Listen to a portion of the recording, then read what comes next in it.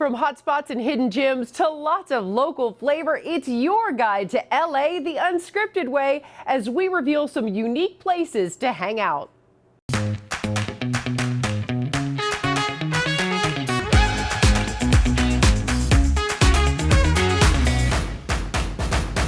Hello everyone and welcome to LA Unscripted. I'm Dana Devin from the El Caribe Tiki Bar in Pasadena, a truly unique spot to hang out, but certainly not the only one on our list. For instance, what do you get when you cross a couple of clowns with a warehouse in downtown LA? A two-bit circus, of course.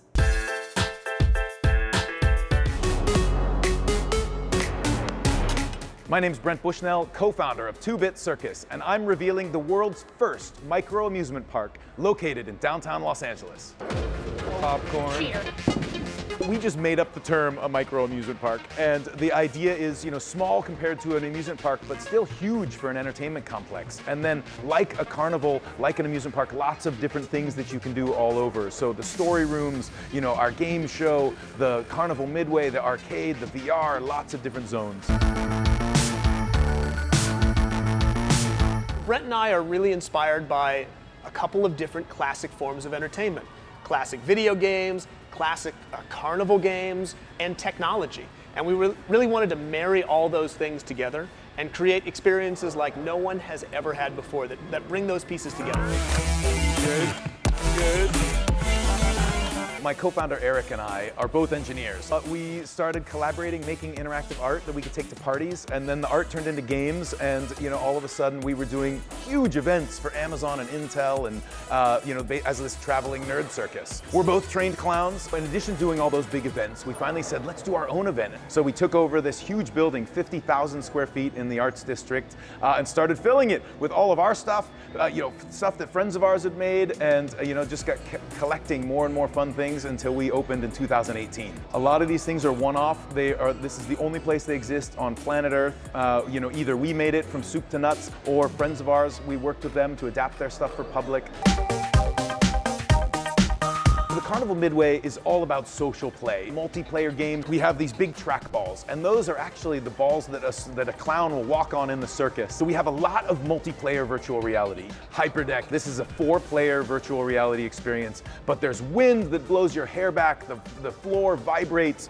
So many of the games here at 2-Bit Circus are designed to get you playing with other people. Now, today, that's a tightrope wire we have to walk carefully with the pandemic, with all the new regulations, but this is a big place. People can play comfortably and safely here. Lots of people have bars, but you know what? Drinks are better when a robot makes it for you. We've got a robot bartender that can grab the alcohol off the Ferris wheel of booze, mix it, shake it, and present it to a human. We got a nice big parking lot and turned it into seating, and we got some bistro lights up there. We did the game show outdoors. We do that once a month. To be here in downtown in such a special place, the Arts District, it is such a fantastic place to be and such a fantastic time to be here.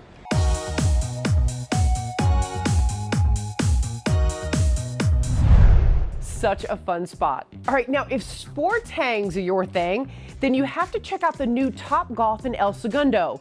It is incredible, wildly popular, and not easy to book a spot. But fear not, we grabbed a tee time just for you.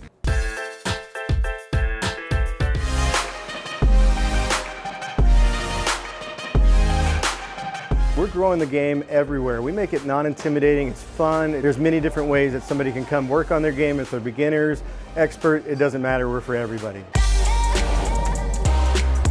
At Top Golf El Segundo, yes, our facility is 65,000 square feet with 26 acres over at the golf course, and it's 102 climate-controlled hitting bays that you can fit up to 8 guests per bay and 6 can play.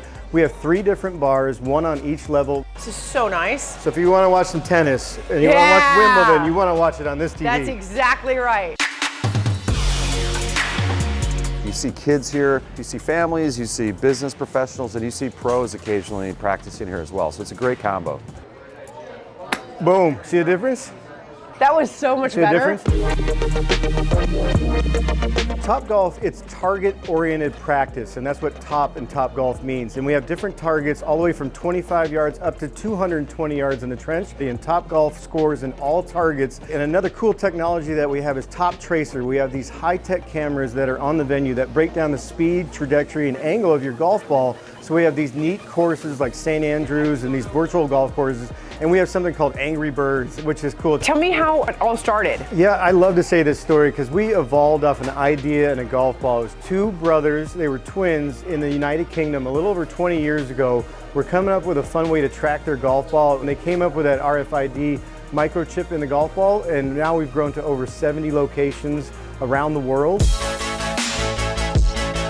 Okay, I have to say, not only is it top tier golf, this is top tier food. Wings and donut holes and fried chicken sandwiches and pretzel bites. Okay, I could not be more excited about this one though. So we have Bavarian cream, chocolate, and raspberry, and you can fill that right in the donut. And for every order that we do sell, we donate $1 to Make-A-Wish Foundation. So we're very important with our charity. All right, even better. Is it on my face? It's on my face, isn't it? Anyway. These cocktails in the light up glasses are amazing. What are these? We have our Turf Monster over here in our golf bag, and we have a pineapple punch. Congratulations on Thank you. awesome Thank food you so here. much. Oh my Welcome. God, I love this place. I'm definitely sticking to tennis, but I had a blast. It is so much fun there, you guys. All right, how about a store you could literally get lost in for days? Soap Plant Wacko is filled to the brim with cool pop culture gifts, even tons of tiki to fill this bar.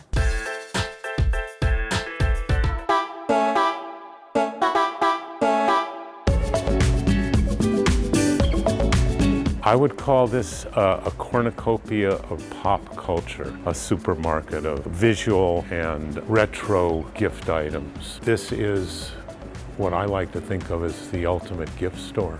Yes, gifts. It's kind of our middle name. This has got a lot more of the tiki stuff here and some more soaps. God, we don't have hardly any soaps anymore.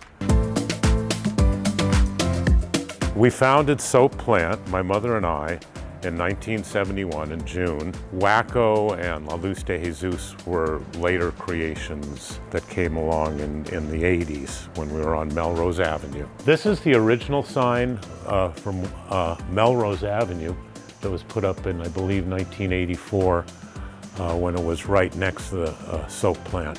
Originally, it was a soap store. We did soap, and you could bring your bottles in, be refilled, and we had soaps and oils, perfumes, hair products. We still do. We have all that stuff, but it metamorphosized into so much more. Now we carry like 15,000 different items. We have been here in Los Feliz for 26 or 27 years, half the store's lifetime. Books is probably the biggest category. Comic book related art. This is Mexicana and outsider art. I started going to Mexico in 1974. People will spend hours here.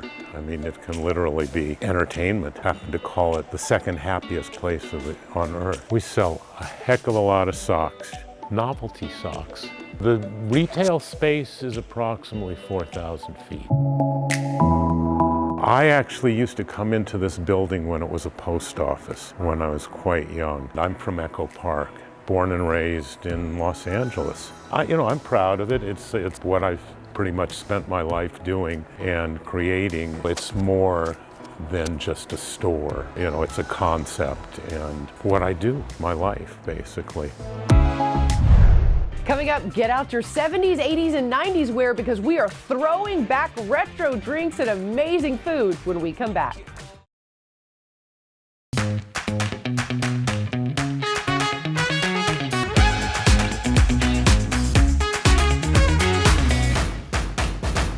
Welcome back to LA Unscripted's unique hangout show. I'm Dana Devin, and I have to tell you, this next place has some of the best food I've ever had, plus a bar menu that will whisk you back to your favorite era. Here's your dose of nostalgia.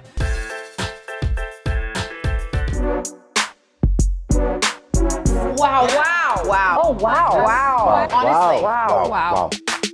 Yeah, we really wanted to bring in everything to try and make this as nostalgic as possible. My background is in Michelin dining, and we take that Michelin approach where, one, we process everything in-house. We do everything from scratch, every sauce, everything that's on the plate we have pretty much made. And it's really important for us to keep that standard of quality. Okay, what were you saying about the fries? They were literally the best fries I've ever had in my life. So good. Yeah. What we're known for is the very highest quality experience and the highest quality food. And we wanted to give something that is a bar vibe, but elevated and in a way that people feel familiar yet unpretentious and just like really comfortable here.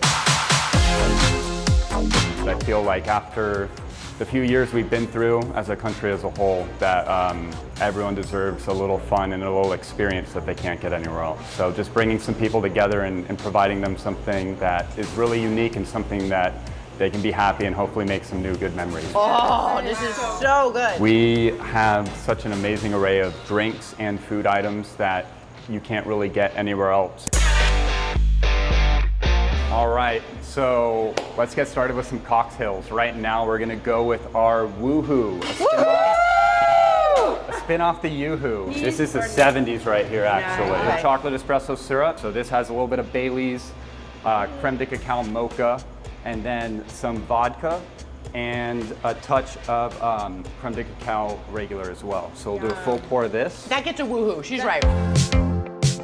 Now let's take it to the 80s. So right here we have the end of the Otter Pop cocktail. So we actually make some ice molds, blueberry and raspberry, to match the blueberry raspberry Otter Pop. We'll do a little fresh squeezed lime juice, and then it gets our pre-batched Otter Pop, which is vodka and orange Creole shrub. Totally cool.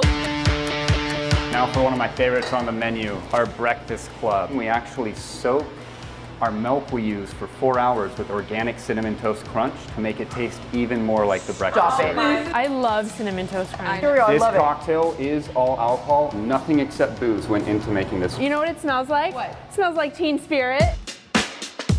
So here we have one of my favorites on the menu. This is called our apples to oranges. It's an old fashioned where every ingredient inside of it is either apple or orange flavored. And then this is where it gets fun. So everything apple and orange flavored. We're gonna finish this with an applewood smoke right now.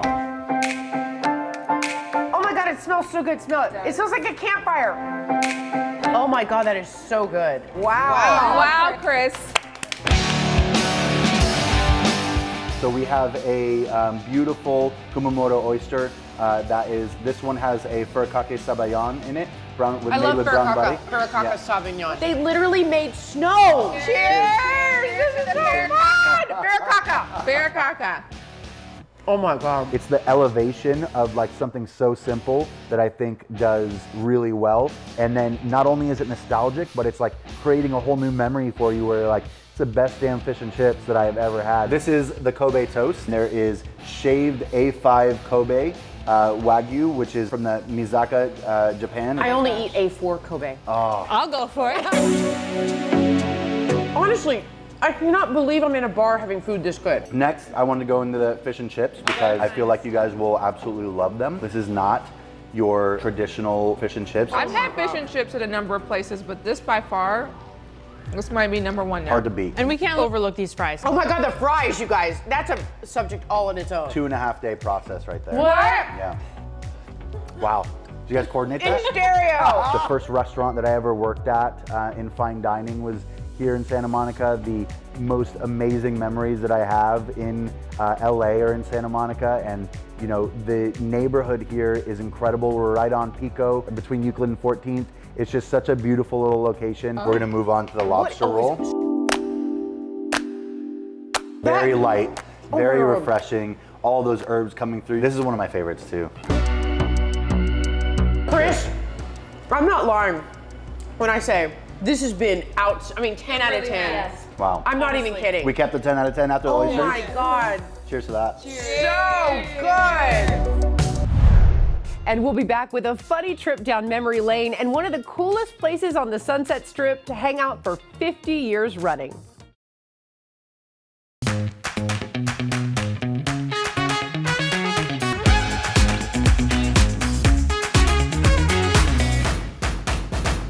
Welcome Welcome back to LA Unscripted's unique hangout show. I'm Dana Devin, and we're taking you to the place that discovered some of the greatest comedians of all time. Jasmine Simpkins gets the laughter lowdown on the Comedy Club. Ladies and gentlemen, I am Guy Torrey. This is the Comedy Store, and I want to welcome you to LA Unscripted. It's fitting that, you know, the Comedy Store is celebrating 50 years and still going strong. The Comedy Store was a comedy club that really kind of took the comedians that nobody else wanted, that the Laugh Factory and Improv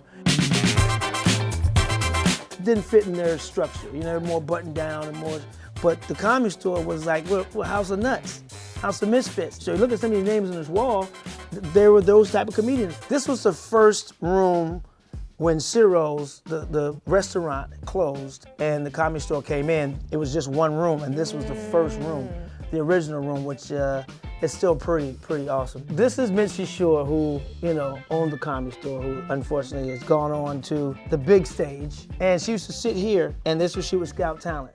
Paulie, of course, Paulie Shore, her son. You know, without them, a lot of these names would not be on this wall. You know, Monday nights when I moved here in '92, they had potluck.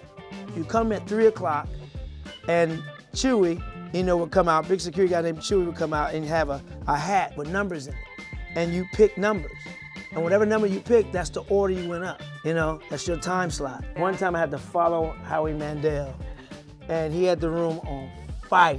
Like, it was lit, and I was a little bit scared. But instead of going there trying to outdo him, I just picked off his energy and rode the wave and had a great set. What the Comedy Store means to me, what it meant to me in the beginning was the Mecca of comedy, where this is where the greats have graced these stages. Doing Fat Tuesdays was everything, because that was the wind beneath my, you know, comedy wings that really helped me ascend into this business. Fat Tuesday started in 1995, right upstairs in the belly room. And after 6 months, you know, it started really getting even, you know, bigger and bigger. And then 9 months, it was like, yo, the baby hatched. And we went into the main room.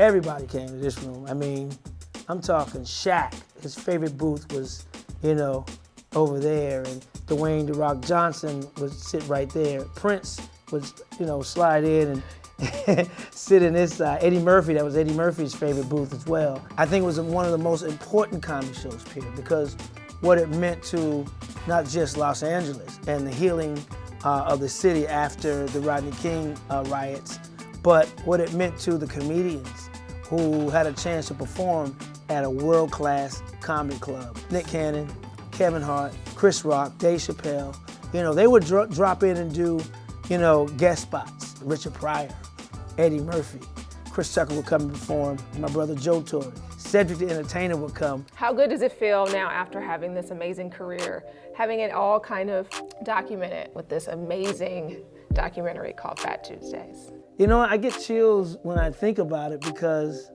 you know, back then I didn't really know what I was doing. I just wanted to showcase comedians. I didn't really realize how special this night was. You know, I get emotional talking about it because, wow, we did it.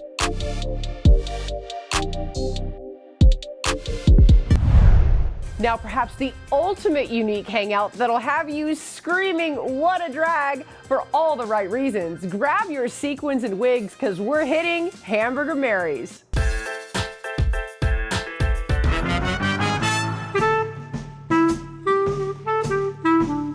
Hamburger Mary's is an amazing, magical place for everyone to come and party. Hi, I'm Jules Long Beach, and excited to welcome you to Hamburger Mary's West Hollywood with all the lowdown, the insights, the intrigue, and the secrets behind this iconic location. It started in the 70s in San Francisco by a magical group of hippies and queers as an open-air bar and grill for open-minded people. And so over the years, we've expanded to a ton of franchises. Some of our locations had drag in different forms, and of course, our legendary drag bingo that happens here has been going for 24 years. at different spots before they found their home here at Mary's. Every Tuesday and Wednesday night, you can join Bingo Boy, Jeffrey Bowman, and fabulous divas as they do drag queen bingo. And it's all for charity. We have fabulous celebrity guests that come in, and it's always for a great cause. We have so many events throughout the week, and of course, our weekends are huge for our famous drag brunch. We've been going for almost 20 years. If you want to come get a leg up on your cocktail game, you have to come to Hamburger Mary's. I think this is real fish. Stop it right now. Well, for starters, on our appetizers menu, we have a sampler platter, which is very, very popular to get started. There's mac and cheese balls, which are made in-house. Fried pickles are fresh and made in-house. Tenders, fries, and onion rings. And that kind of gets the party started. This is the Proud Mary burger. Here we got the barbecue bacon. Ooh, this is right up my. There's more, Dana. There's more. Oh my God. Of course there's more. Here's the black and blue. Black and blue, and And it's from blue. Amazing. We are a restaurant and everyone is welcome.